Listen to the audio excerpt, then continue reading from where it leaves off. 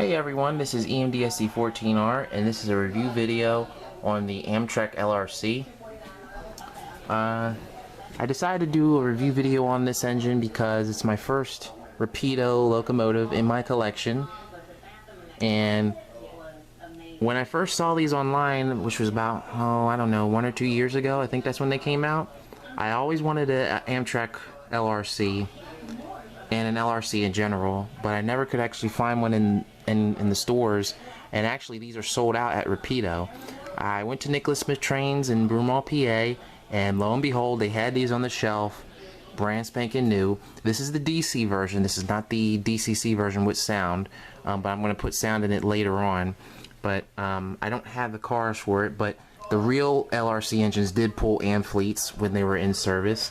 So I'm going to go ahead and get my little wand here, and we'll start with the locomotive. The locomotive has a finely crafted front. It's got etched metal wipers, legible number boards, operating marker lights, especially well, actually the ones for the rear work. It's got the detailed beacon, the horns, and let me go down here, operating ditch lights, MU cable details. I replaced the couplers on it with Katy whisker couplers just because I wanted to do away with the brass coupler box. The only thing I don't like is that the coupler lift rings, or the lift bar for the coupler, is a very dainty plastic. That's the only thing, but the grab irons, everything else is metal. Very nicely detailed. Now on the Amtrak ones, they had this weird grab iron that came there on the side like that. I haven't seen that on any other LRCs except the Amtrak ones. Actually, the Amtrak LRC was designated as LRC 1, and then anything followed after that was LRC 2, LRC 3, and so on and so on and so on. Let's see. You have the antennas. I already mentioned the horn. That's plastic, but it's a very durable plastic. Etched metal details, so you can see through here and here. The exhaust details are amazing. Etched metal details back here, so you can see through the fan. And this locomotive is actually set up for 2 speakers, so there will be a speaker here and a speaker up here. And let me just uncouple the cars. You have to install the diaphragm, which is nice. It's got brass end plates, and it's very, very durable. Very, very durable. This is plastic. I think this is metal. No, that's plastic. All these MU receptacles here are durable plastic. Grab irons are metal. The door detail is exceptional. You have the marker lights. You have the rear backup light. I don't know why the rear backup light's not functional though.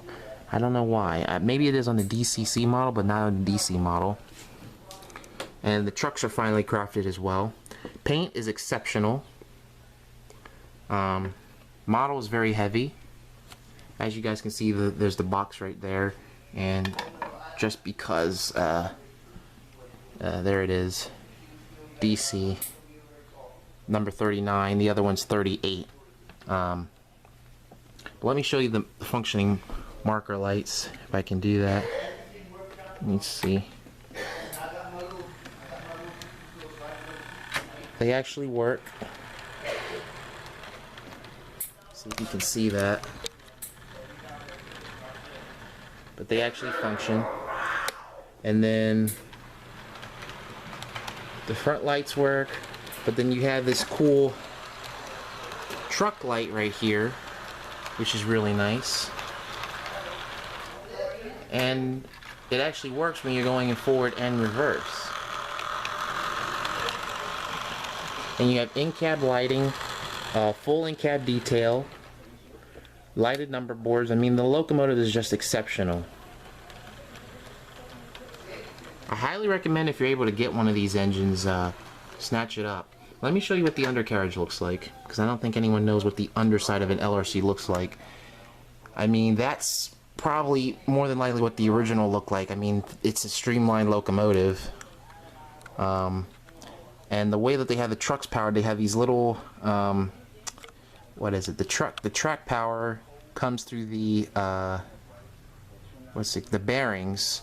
So the bearings actually transmit track power to the axles. Like that's how they pick up the track power. It's not through copper contacts. It's actually bearings, which is unusual, but pretty effective. And the lights are LED. And I'm glad Rapido actually made these. I highly recommend getting one. I think Rapido should also make the roar turbo train. I think they should make the roar turbo train because if they can make the LRC like this, they should make the roar turbo train. I don't know of anybody that actually made the roar turbo train in brass or in plastic. I mean, you can make a plastic one if you use a Joe F RTG turbo train, but that's going to be a lot of styrene and a lot of patience and a lot of time. But I'm glad that they made this engine. I need to get the other one, and then I need to get the cars to match it. The Amtrak set, I believe, had 6 coaches and 2 cafe cars. So 1 cafe car would be behind the engine, and then 6 intermediate coaches, and then the other cafe. So 10 cars, 10 units connected. But I don't know why Amtrak didn't buy it. I really don't know why. I think it would have been nice if they did, but for whatever reason they didn't get it. But I hope you enjoyed this video. It's a quick review, I know, but I hope you guys liked it. And I highly recommend getting your own version soon. Bye, y'all.